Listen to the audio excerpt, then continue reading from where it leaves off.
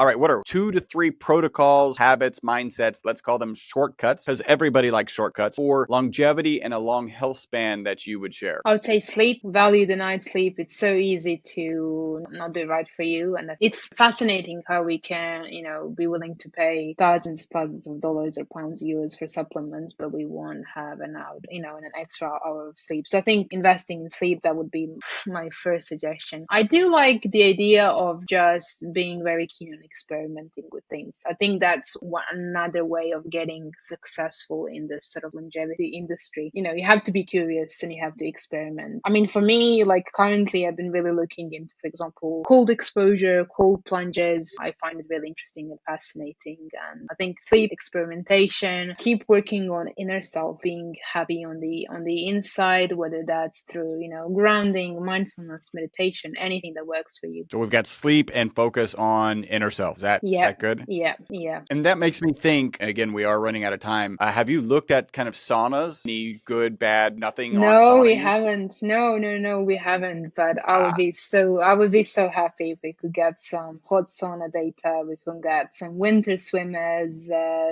people who frequently do cold exposures. Yeah, I would love to do that. So if there is anyone out there who has any samples, let us know. We would love to do that for you. all right, Dr. Sironic.